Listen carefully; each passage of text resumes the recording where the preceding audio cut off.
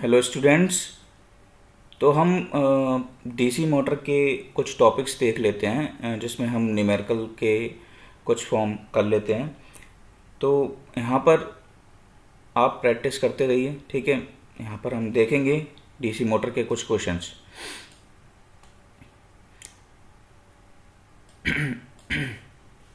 सबसे पहले तो आपको ट्राई करना है क्वेश्चन क्या बोल रहा है, ठीक है। उसके बाद नीचे हम सॉल्यूशन देखेंगे, ओके, सॉल्व करेंगे, कोशिश करेंगे इनको सॉल्व करने की।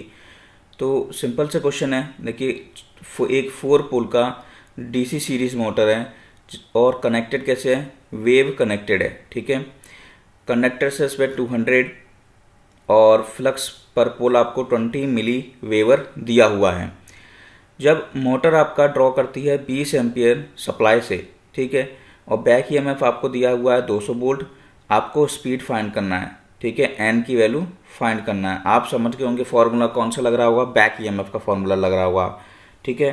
बैक ईएमएफ सेम क्वेश्चन नीचे है, ठीक है, इसको सॉल्यूशन के साथ है। तो बैक ईएमएफ का फॉर्मूला आप जानते ही हैं, EB इक्वल्स टू P5NZ/60A। मैं सॉल्यूशन साथ में लेके चल रहा हूँ जिससे कि वीडियो छोटे से छोटा बने। मैं खुद यहाँ पर सॉल्यूशन डाल दिया हूँ पहले से ही, ठीक है। तो बैक ईएमएफ का फॉर्मूला होता है P5NZ/60A। सारी वैल्यूज आपको दी थी, आपसे पूछा गया था ये एन की वैल्यू, ठीक है, ये एन की वैल्यू पूछी थी, यानी कि स्पीड पूछा था। इसको सॉल्व करने के बाद आपको आपका रिजल्ट मिल जाएगा। खास करके यहाँ पर ये ध्यान रखना है कि जो आपके नंबर ऑफ पैरेलल पाथ है वो 2 रहेंगे। क्यों रहेंगे 2? क्योंकि वेव कनेक्टेड आपसे बोला गया है। नेक्स्ट क्वेश्चन पे हम चलते, चलिए। ये जो क्वेश्चन है आपका, आगे हम थोड़ा सा एक पावर की इक्वेशन बनती है, ठीक है, पावर फ्लो इक्वेशन बनती है, उसको हम देखेंगे थ्योरी क्लास में, ठीक है। लेकिन उससे पहले आपको मैंने बता दिया कि ध्यान रखना है कि पावर इक्वेशन जो है वो आपके लिए यूज़ होगी, क्योंकि वहाँ से टॉर्क के फॉर्मूले, पावर इक्वेशन फॉर्मूले और अन्य प्रकार के फॉर्मूले ड्राइव्ड हो जाते हैं। शाफ्ट टॉर्क, ठीक है, रनिंग टॉर्क, ये सारी चीज़ें। तो एक टॉर्क डेवलप्ड हो रहा है मोटर के द्वारा जब 1500 आरपीएम पे मोटर घूम रही है। उस टॉर्क की वैल्यू है 206 न्यूटन मीटर और शाफ्ट टॉर्क हमारा दिया गया है क्वेश्चन के अंदर 200 न्यूटन मीटर, ठीक है। तो मोटर वाला टॉर्क कितना है, 206, और शाफ्ट वाला टॉर्क कितना है, 200। अलग अलग टॉर्क होते हैं दोनों के, ठीक है। The iron and mechanical losses आपसे पूछे गए हैं। क्या पूछा गया है, आयरन और मैकेनिकल लॉसेस। तो इस क्वेश्चन पे आते हैं कैसे सॉल्व करना है। तो देखिए तरीका, इसको मैं और जूम कर देता हूँ जिससे आपको क्वेश्चन भी दिखाई देता रहेगा, ठीक है। देखिए स्पीड दी थी 1500 आरपीएम, शाफ्ट टॉर्क दिया है 200 न्यूटन मीटर। यहाँ पर आपको क्या दिया गया है, टॉर्क डेवलप्ड को TD से रिप्रेजेंट किया जाता है। टॉर्क डेवलप्ड को TD से रिप्रेजेंट किया जाता है, जो कि 206 दिया है। अब आपको ध्यान रखना है आयरन और मैकेनिकल लॉसेस को हम P लॉस लिख सकते हैं, पावर लॉस है ना, P लॉस लिख सकते हैं। और हमने पढ़ा था P लॉस क्या होता है, टॉर्क इनटू ओमेगा, यानी कि इस जो लॉस टॉर्क है हमको वो तो निकालना ही पड़ेगा, क्योंकि दो टॉर्क हमको दिए हुए हैं, एक डेवलप्ड टॉर्क दिया हुआ है, एक शाफ्ट टॉर्क दिया हुआ है। तो इन दोनों में अंतर क्या हो रहा होगा, मतलब ये 206 से 200 हो रहा है, मतलब कि कुछ ना कुछ लॉस हो रहा होगा। तो वो जो लॉस हो रहा होगा वो आपका लॉस टॉर्क होगा। लॉस टॉर्क होगा आपका कौन सा, developed torque minus shaft torque, यानी कि आपका आंसर आ जाएगा 6 न्यूटन मीटर। फिर आप फॉर्मूला लगा दीजिए पावर लॉस का, torque loss into omega. Omega आपकी क्या है, एंगुलर स्पीड होती है, ठीक है। एंगुलर स्पीड क्या होता है, 2πn/60 होता है, 2πn/60 होता है। एन आपको दिया हुआ है क्वेश्चन के अंदर 1500 आरपीएम, तो यहाँ पर आप सॉल्व कर सकते हैं आसानी से। तो आंसर आ जाएगा 300 पाई। ऐसा ध्यान रखना है, इस प्रकार के क्वेश्चन कई सारे मिलेंगे, ठीक है। लॉसेस से रिलेटेड और शाफ्ट टॉर्क से रिलेटेड, डेवलप्ड टॉर्क से रिलेटेड पूछ लिया जाएगा। डेवलप्ड पावर क्या होती है, तो टाउ इनटू ओमेगा को बहुत अच्छे से ध्यान रखना है, बहुत अच्छे से ध्यान रखना है डेवलप्ड पावर को। अगले क्वेश्चन पे चलते हैं। देखिए एक क्वेश्चन बेहद खास है, कई बार आपसे अलग अलग एग्जाम्स में मतलब बहुत सारे एग्जाम्स में पूछा गया है, थ्योरेटिकली भी MCQ भी। थियोरेटिकली आपको प्रूव करने को आ जाता है 2 मार्क्स में, 3 मार्क्स में, और MCQ वाइज में 1 मार्क्स में आ जाता है। आपसे पूछा गया है कि कंडीशन क्या है maximum mechanical power developed motor की। ठीक है, मोटर जो है आपकी वो कितना मैक्सिमम पावर डेवलप करेगा उसकी कंडीशन बता दीजिए। ठीक है, तो उसकी कंडीशन होती है। अब कंडीशन कैसे निकलेगी, आ जाओ हम देख लेते हैं। जैसा कि आप जानते हैं कि हमने एक इक्वेशन देखी थी जब हम कैरेक्टरिस्टिक्स देख रहे थे क्लास के अंदर। ठीक है, वहाँ पे शायद इक्वेशन थी कि मैकेनिकल पावर डेवलप जो होता है वो EBIA, यहाँ पे BIA हमने जो लिखा था ना, और -I²RA, ये जो लॉसेस वाला फॉर्म था, आपको ध्यान होगा एक लॉसेस वाला फॉर्म हमने माइनस किया था किससे, हमारा आर्मेचर वाले पावर से। ये मैकेनिकल वाली पावर, ये आर्मेचर वाली पावर, और ये हमारा लॉसेस। जब कभी भी आपसे मशीन के अंदर या अलग अलग सब्जेक्ट्स जो आप पढ़ते हैं, पावर सिस्टम हो, चाहे वो पावर इलेक्ट्रॉनिक्स हो, या फिर अलग अलग सब्जेक्ट जो हैं, वहाँ पर मैक्सिमम की जब भी बात होती है ना, तो आप उसको डिफ्रेंशिएशन कर देना। ये जो इक्वेशन दिख रही है ना, ये आपकी सेकंड ऑर्डर आ गया क्योंकि I² लगा हुआ है। तो मैक्सिमम पावर जब भी आप पूछेंगे तो यहाँ पर आप डिफ्रेंशिएशन कर देना। जब आप डिफ्रेंशिएशन करेंगे तो dPm अपॉन किसके रिस्पेक्ट पे करना है, IA के रिस्पेक्ट में करना है। तो IA के रिस्पेक्ट में डिफ्रेंशिएशन कर देना, तो B माइनस कितना हो जाएगा, ये वाली इक्वेशन क्या हो जाएगी, ये निकल के आ गई B-2IARA। अब इसको 0 के बराबर रख दो, तो IARA इक्वल्स टू क्या हो जाएगा आपका, B/2 हो जाएगा। ठीक है, V/2 हो जाएगा। और आप जानते हैं मोटर की इक्वेशन EV इक्वल्स टू क्या होती है, B-IARA होती है, B-IARA होती है। तो जब आप यहाँ पे पुट करोगे तो IARA की वैल्यू क्या निकल के आ रही है, V/2 निकल के आ रही है। तो V equals to EV plus B/2, और बैक EMF किसके बराबर हो जाएगा आपका, B/2 के बराबर होता है, B/2 के बराबर हो जाएगा। ठीक है, तो back EMF is equal to the half of the applied voltage. Back EMF is equal to the half of the applied voltage. 50% हो जाता है बैक EMF किसका, सप्लाई वोल्टेज का। 50% हो जाता है सप्लाई वोल्टेज का। ऐसे भी पूछा गया है कि बैक EMF सप्लाई वोल्टेज का कितना परसेंटेज होता है, 50%। कब, जब मैकेनिकल पावर डेवलप्ड आपसे पूछी गई हो, मैक्सिमम मैकेनिकल पावर पूछा गया हो। कंडीशन क्या होनी चाहिए, मैक्सिमम मैकेनिकल पावर।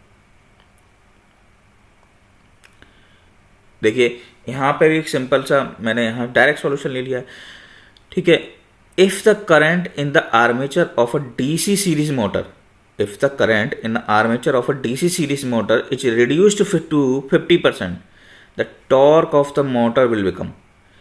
यहाँ बोला गया है कि करंट को रिड्यूस कर दिया कितना परसेंट, 50%, तो टॉर्क क्या हो जाएगा मोटर का। और देखो ध्यान रखना है DC सीरीज मोटर है, और हम जब कैरेक्टरिस्टिक्स पढ़ी थी, हमने कैरेक्टरिस्टिक्स क्या देखा था DC सीरीज मोटर का, ऐसा करके और ऐसा।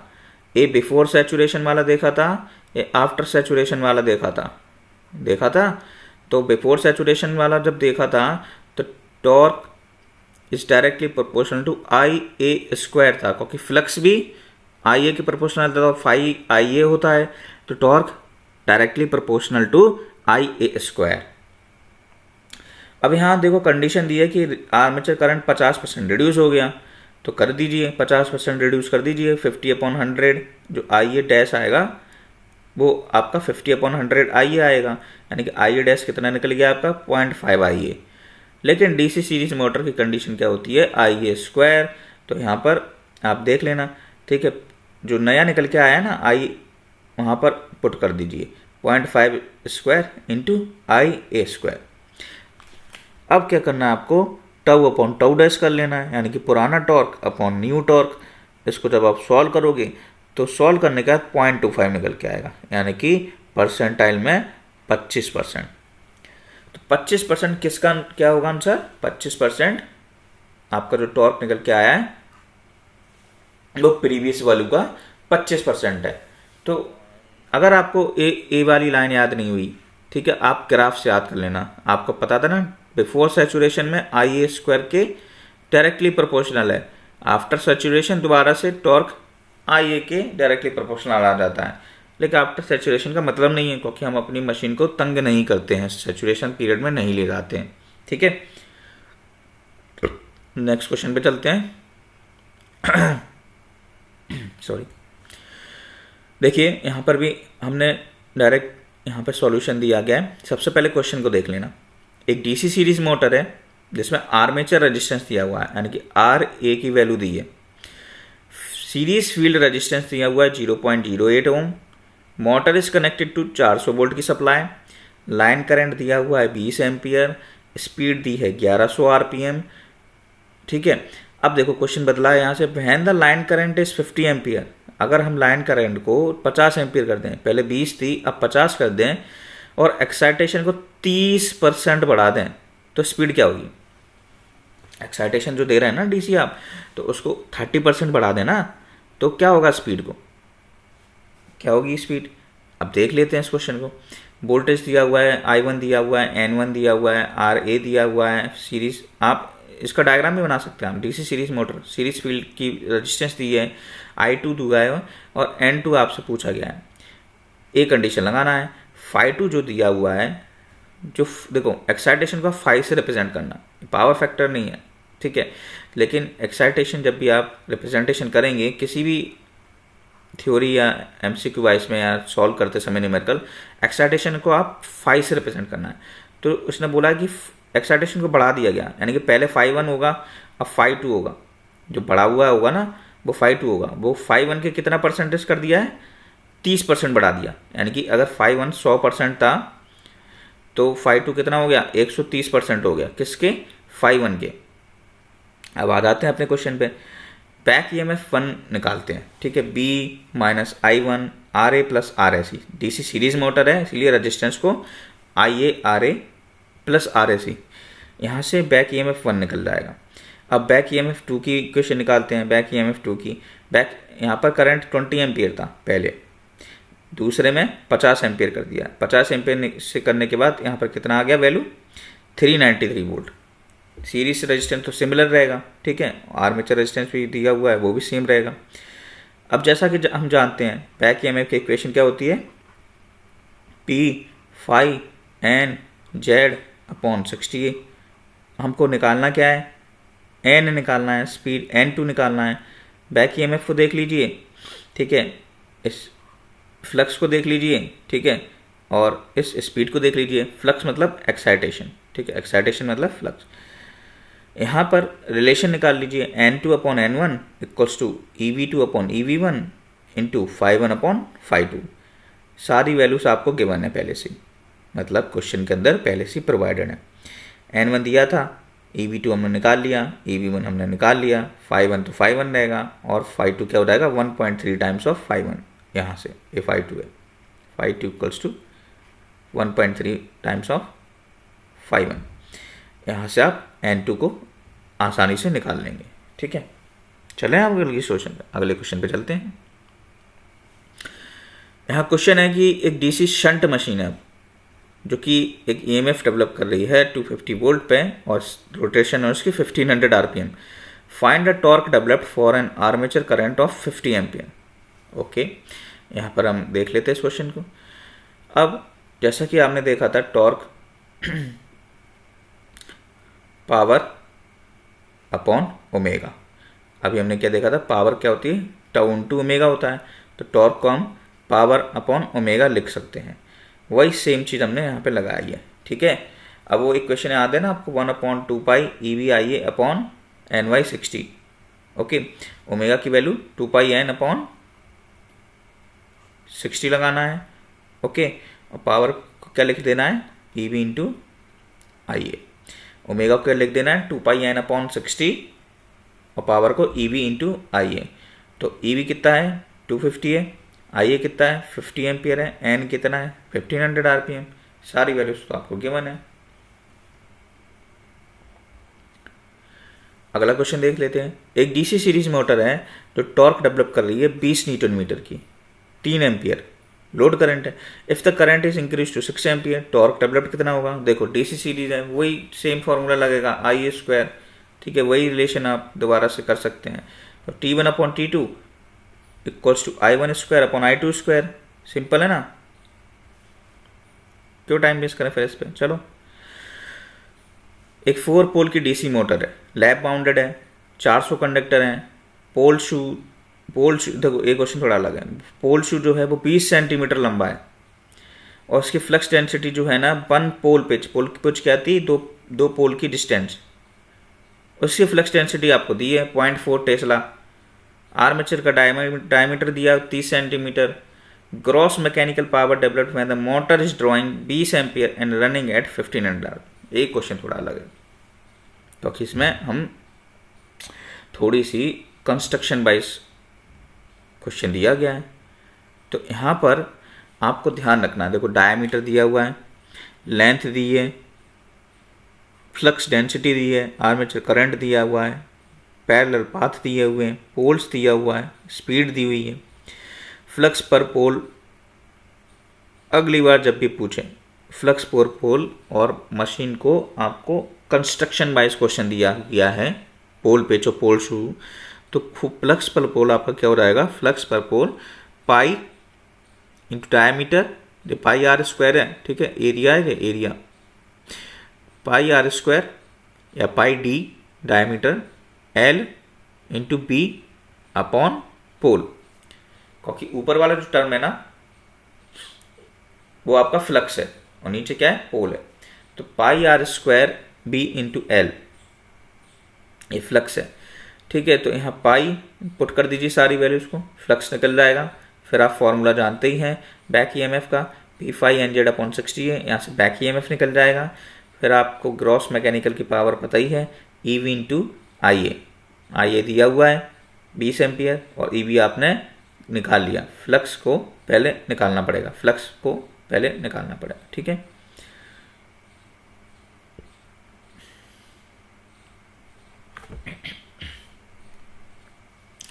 एक डीसी शंट मोटर है जो कि कनेक्टेड है 250 वोल्ट की सप्लाई से। देखिए RA दिया हुआ है, फील्ड का रेजिस्टेंस दिया हुआ है, करंट ड्रॉ कर रही है 41 एम्पियर सप्लाई से। आर्मेचर करंट क्या होगा, यहाँ देखिए शंट मोटर है तो ये बना दी शंट मोटर। फील्ड इसका आपको पता ही है, शंट में लगा हुआ होता है तो 250 ओम, ठीक है। और आर्मेचर का रेजिस्टेंस 0.1 ओम, 41 एम्पियर ड्रॉ कर रहा है और 250 वोल्ट की सप्लाई है। ऐसे करके डायग्राम बना सकते हैं, ऊपर के क्वेश्चन में भी बना सकते हो सीरीज मोटर में। तो सबसे पहले इसमें क्या करना होता है कि आपसे पूछा गया है आर्मेचर करंट पूछा गया है। तो आर्मेचर करंट यहाँ पर है, यहाँ लूप लगाओ, एक बार लूप लगाना। तो ये क्या होगा आपका, ये ISH है ना, ये क्या है आपका, ये आपका IL मान लेते हैं इसको, चलो लाइन करंट है ना आपकी, और ये आपका आर्मेचर करंट है।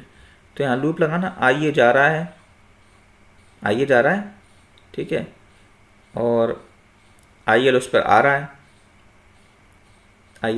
है, और ISH भी जा रहा है, ठीक है। ऐसा कुछ दिख रहा होगा आपको, ऐसे ही कुछ दिख रहा है ना, मोटर का केस है। तो IL माइनस ISH हो जाएगा, ठीक है। यहाँ नोड लगा सकते हो ना, तो IA जा रहा है, ISH जा रहा है इस नोड से, और IL लेकिन आ रहा है, तो इस प्रकार का बन जाएगा ना। तो आर्मेचर करंट क्या आ जाएगा, IL माइनस ISH। IL आपको दिया हुआ है, कितना, लाइन करंट आपको दी है 41 एम्पियर, लेकिन ISH नहीं दिया हुआ है। तो ISH क्या होगा, B/RSH होगा, क्योंकि ये पैरेलल है पूरा, और पैरेलल में वोल्टेज सेम रहते हैं। तो 250 वोल्ट यहाँ पर है, 250 वोल्ट यहाँ पे भी होगा, 250 वोल्ट यहाँ पर भी होगा। तो 250/250 1 एम्पियर आ जाएगा। 41 में से 1 गए, 40 एम्पियर आपका आंसर आ गया।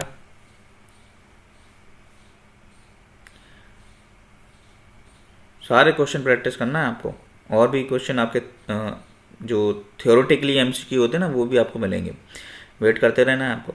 400 वोल्ट की DC शंट मोटर है, 5 एम्पियर आपका ले रही है नो लोड पे। Armature resistance, field resistance, ratio पूछा गया है नो लोड से फुल लोड का, जब 50 एम्पियर आपका DC शंट मोटर करंट ले रही हूँ। तो देखिए सबसे पहले नो लोड का करंट निकाल लेना है, यहाँ पर जो आर्मेचर का नो लोड करंट है ना उसको निकाल लेना, क्योंकि नो लोड पे 5 एम्पियर आपको दिया हुआ है, ठीक है। उसके बाद अभी हमने देखा था शंट मोटर में ISH कैसे निकालोगे, B upon R S H, तो 2 एम्पियर आ जाएगा। तो यहाँ पर आर्मेचर का नो लोड करंट आ गया 3 एम्पियर। फिर बैक EMF निकालना बी माइनस सेम ये आर्मेचर का करंट रखे नो लोड पे, अभी नो लोड पे करें, ठीक है। नो लोड पे क्या निकलेगी, 398 निकलेगी। अब नो लोड का केस तो हो गया, ये जो केस था ना वो नो लोड का था, नो लोड पे हमने निकाल लिया। अब केस हमारा फुल लोड का है। फुल लोड पे हमें करंट कितनी दे दी है, 50 एम्पियर दे दिया है, और ISH हमने अभी निकाला यहाँ से 2 एम्पियर 48 एम्पियर। फिर से बैक EMF निकाल लो, इसका बैक EMF 376 वोल्ट आ गया। तो आपको देखो ये ध्यान रखना है, जब लोड फुल होगा तो बैक EMF की वैल्यू डिक्रीज होगी जब लोड फुल होगा। और यहाँ देखिए, यहाँ बैक EMF की वैल्यू नो लोड पे ज़्यादा थी as compare to full load. अब हम जानते हैं EV P500/60 ये होता है, तो EV हमारा N के डायरेक्टली प्रोपोर्शनल होगा। लगा दीजिए EV1/EV2 full load upon no load. तो इन दोनों का रेशियो निकालना था हमें। देखो इसने रेशियो पूछा है, what is the ratio of speed from full load to no load. तो इसीलिए फुल लोड को पहले रखा है, फिर नो लोड को रखा है। तो क्वेश्चन समझ गए होंगे आप, पहले नो लोड पे सॉल्व करना है, फिर फुल लोड पे सॉल्व करना है। दोनों के बैक EMF निकालना है। स्पीड क्वेश्चन के अंदर एक की दी है, और सॉरी स्पीड नहीं, आपको स्पीड का रेशियो निकालना है। तो बैक EMF के थ्रू आपके रेशियो निकल जाएंगे, क्योंकि दोनों डायरेक्टली प्रोपोर्शनल हैं। अगला है 5 किलोवाट 200 वोल्ट की DC शंट मोटर है। आर्मेचर रेजिस्टेंस 1 ओम है, शंट फील्ड रेजिस्टेंस 100 ओम है। नो लोड पे मोटर ड्रॉ कर रही है 6 एम्पियर, 200 वोल्ट सप्लाई से 1000 RPM पे मूव कर रही है। अब देखिए कॉपर लॉस आपसे पूछा गया है, कॉपर लॉस पूछा गया, सिंपल है। यहाँ फिर से क्वेश्चन वही देखो, ये ES में पूछा गया है, IES का है। Field resistance, voltage, speed, load current, copper loss आपसे पूछा गया है। फील्ड करंट निकाल लीजिए।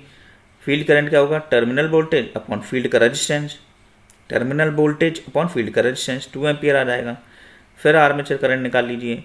Armature current line current minus field current 4 ampere आ गया। टोटल कॉपर लॉस जो होगा वो आपका आर्मेचर में भी होगा और फील्ड में भी होगा, आर्मेचर में भी होगा, फील्ड में भी होगा। कॉपर लॉस का फॉर्मूला क्या होता है, I²R। तो आर्मेचर में होगा तो IA²R RA, फील्ड में होगा तो I²RF। पुट कर दीजिए क्वेश्चन के सॉल्यूशन के अंदर।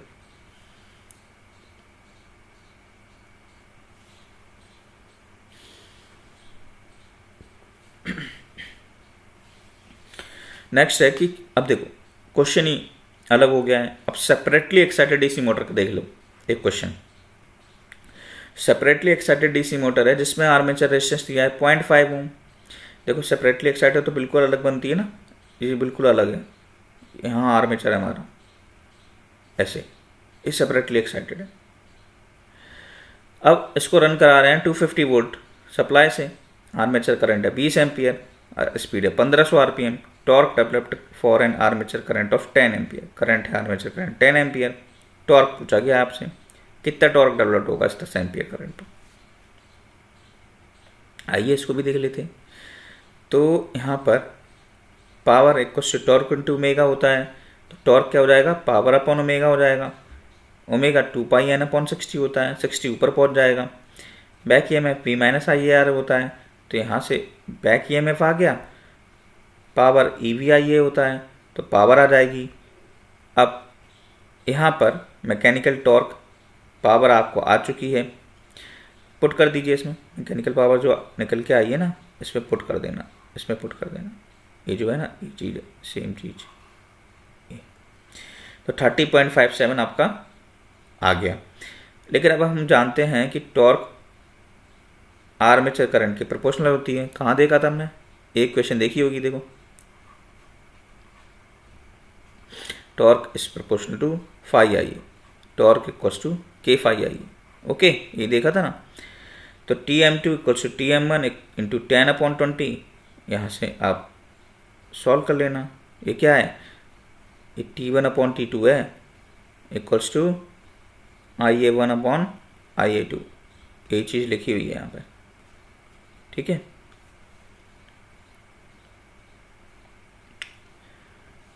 सीरीज मोटर है, आर्मेचर रेजिस्टेंस दिया हुआ है, स्पीड 1000 आरपीएम है, 250 वोल्ट है, करंट है। यहाँ क्वेश्चन बदल दिया, जब हम एडिशनल रेजिस्टेंस को ऐड करते हैं जिसकी वैल्यू 6 ओम है, सीरीज में इसको इंसर्ट करते हैं और सेम करंट लेते हैं तो नई स्पीड क्या होगी, समझ गए ना क्वेश्चन।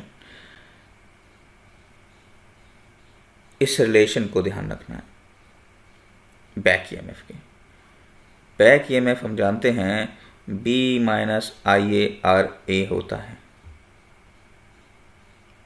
और ये भी जानते हैं E इक्वल्स टू P/100/60 होता है, तो E बैक ईएमएफ आपके K/N के बराबर भी होता है। तो जब ये दोनों के फॉर्मूले ऐसे ऐसे हैं तो इस B माइनस IA/RA को K/N के बराबर रख सकते हैं, हम रख सकते हैं ना। हाँ तो कर दो एक बार, नहीं सुनाई देगी मेरे को। तो B आपका 250 है, IA आपका 20 है, RA आपका 1 है, K/N शुरुआती स्पीड दी हुई है, N1 मान लेते हैं इसको, N1, ठीक है। तो K/5 इंटू 1000। दूसरी कंडीशन देख लो, यहाँ ध्यान रखना है आपको, उसने बोल दिया, देखो दूसरी कंडीशन में क्या बोला है कि एक एडिशनल रेजिस्टेंस को जोड़ दिया है मैंने। यहाँ तो RA की वैल्यू 1 ओम थी, यहाँ एडिशनल रेजिस्टेंस जोड़ दिया, यानी कि टोटल कितना हो जाएगा 7 ओम, और यहीं इसी की स्पीड तो निकालना है, इसी की स्पीड निकालना है N2। इसकी N2 तो दिया नहीं है ना क्वेश्चन में, N2 दिया ही नहीं है। इन दोनों को रेशियो में ले लो, इन दोनों को, ये जो दोनों इक्वेशन है ना फर्स्ट और सेकंड, 1/2 कर दो, बस सॉल्व कर लो। 1/2 करने के आ जाएगा आपका। अरे इतने सारे क्वेश्चन क्यों ले लिए मैंने। देखो एक डीसी मोटर है, बियर्स इंटरनल रेजिस्टेंस जिसका वैल्यू है 4 ओम, और ये ऑपरेट हो रही है 220 वोल्ट पे, ड्रॉ कर रही है 5 एम्पीयर का करंट। पावर पूछा गया आपसे, पावर पूछा गया है, अब सॉल्व कर लो यार, इतना तो कर सकते हो। ये हमने अभी देखी थी कुछ क्वेश्चन पहले, ये वाली इक्वेशन, बैक ईएमएफ तो आप निकाल ही लोगे। ये इक्वेशन अभी हमने देखी थी, और कैरेक्टरिस्टिक्स वाली इक्वेशन में भी देखी थी। Mechanical power equals to armature के अक्रॉस पावर और लॉसेस। बस आपको क्वेश्चन के अंदर सारी वैल्यू गिवन है, क्वेश्चन के अंदर सारी वैल्यू गिवन है, बस आपको क्या फाइंड करना था, back EMF B minus IR, ठीक है। तो यहाँ क्वेश्चन खत्म हो रहे हैं आपके थोड़े से, ऐसा नहीं है कि पूरे खत्म हो गए हैं, बाकी हम बाद में देखेंगे, ठीक है।